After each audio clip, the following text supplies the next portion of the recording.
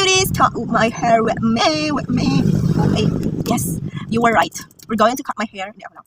I'm going to cut my hair today kasi it's getting longer and longer. To the point, hindi ko na siya kasi parang siyang buntot na kabayo. Kasi buhaghag kasi ako, buhaghag yung hair ko. So, it's not, ganito lang siya. Like, diba, ang boring na niya. My hair falls back. Anyways, yes, let's cut my hair and let's go. Huwag na natin patagalin.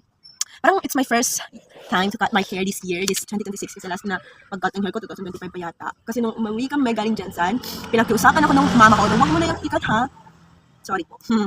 But, nakikita ko ng gunting eh. So, anong gagawin? Siyempre, gugupitin. Face lang natin kung gaano siya kapurol. But, let's go.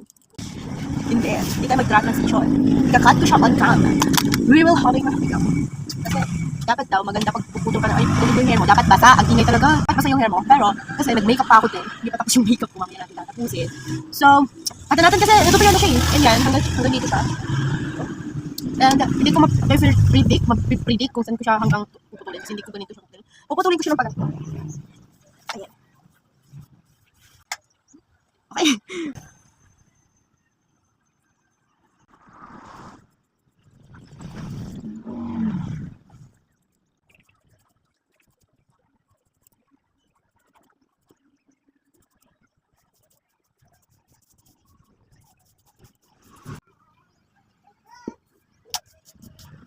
Ayusin ko muna, babe. Mamaya ko ipapakita yung hair ko. Ang init sis, ang hirap. Kasi sobrang init. Mainit talaga pag nagkakatang ng hair. It's not like today, kasi tanghaling tapat ngayon, babe. Tapos magpapashort hair ka. Anong trip mo? So, ito tuloy ko yung makeup na parang na-upload siya ng panahon. May mga hair pa ako dito. Isip ko ang hair. Kalat din siya. So, ba't ko ba siya pinatulan? It's because, girl, sabi ko nga kanina, parang buntot ng kabayo pag yung hair ko. Kasi pag ganyan, so palit na lang paliit. Tapos, yung hair ko kasi super buhaghag siya. So, kaya ako din parang, ay, tama na ito, huwag na magpangka. Talagang hindi ko kaya magpa-long hair. Ang ngayon ko lang din na-realize, girl, bumili pala ako ng hair mask. Pero okay na naman. Kaya yan. Buti di ako nakabili ng pang kulay ng hair or naka-order kasi masasayang siya kasi, girl, pinutulan ko kayo. Pero hindi naman kasi yun mapapansin din, pinutulan ko. Kasi I think sobrang konti lang ng kulang ko. Hindi ko nakikita kung gaano kakahaba yung pinutol ko. But konti lang naman siya, hindi siya as in na covered. Cut, alam mo yun. Huwag ka mag-expect. Hanggang dito yung magiging hair ko, hindi ganun. Ganyan yung pagka-cut ko ng hair kasi malamang mag-isa lang ako. So, sinuutos ko parang i-cut, patalikod yung hair ko. So, paharap, padukom. Kaya naman natin lahat-lahat gawin, be. Hindi natin kailangan ng kahit na sino. Diba? Ang bagay na hindi mo kayang gawin mag-isa. Maarte ka lang. Maarte. 10 minutes yun. Parang sobrang tagal lang. Alam niyo ba, nakakat ko lang yung hair ko pag wala dito yung mama ko.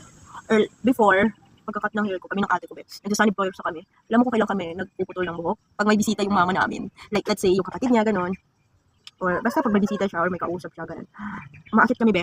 Dito mismo. Para lang magputol ng hair. Kasi pag naputol na yun, makita man niya or hindi. Hanggang galit na lang siya. Wala siya magagawa kasi naputol yun. Nakat na namin yung hair namin. Ganun yung technique namin. Ngayon, dahil wala sila dito, pero malayo akong nagagawa. Kaya kahit tanghaling tapat, be. Nagpuputol ako ng buhok. Nagpuputol, pero kubeting nagpuputol. Nagpapaiksi ako ng buhok kahit pag-trip ko ganon. Pero, hindi ko naman din take advantage talaga yung pagkakataon ko. Noon ko naman ina-iksiyan. Kasi talagang, girl, magiging drop yung mama ko. Kasi wala siya dito, lilipad talaga siya dito. Kung nakita niyo yung hair. Kasi parang, pag, sinabi niya, parang umiksi na naman yung hair mo. Oh, mami, hindi yan umiksi. Hindi yan umiksi. Hindi yan umiksi, mama. Ano lang, dahil sa angle, ano dito pa lang sila. So, hindi na makikita yun. Saan ko na naman yung sabi ko sa sarili ko kanina, hindi ako mag-eyeliner. Eh ano ngayon? Nakuha ng usapan. At dito na ako. Kailangan ko na siyang ituloy.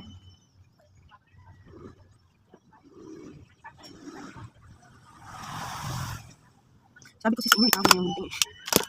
Gusto ko mag-bangs. Alam niyo, di na ako makapag-red lipstick kasi wala na akong red lipstick. Kaya parang tanga dito, ang pangit-pangit. Ano red lipstick? Ito. Hanapin ko muna yung lipstick ko. Hindi ka siya. Alam niyo ba, sobrang dami naming reporting, like super dami. And sa Monday, hawak ko pa ang beat. Gagi. Katangahan kasi nag-volunteer ako para safe.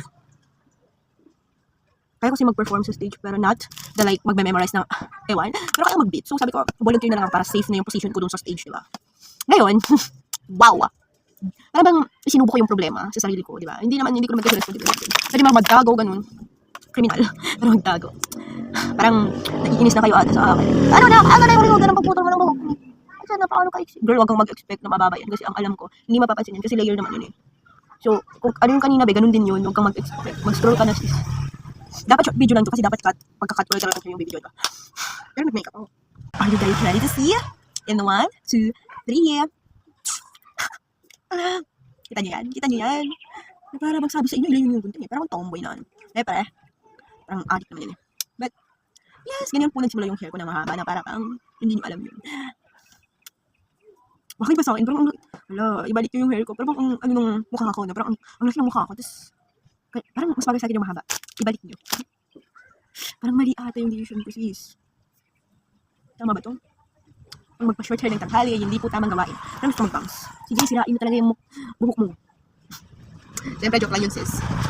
Diba? Parang kung magsisi ka man, edi, wala ka pagsisisihan, diba? Kasi kung gusto mo na maiksi, ayan.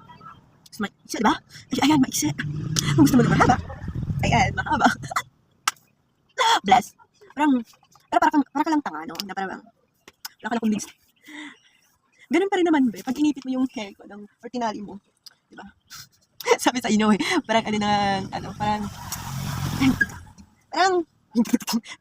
parang ano ng kabayo, be.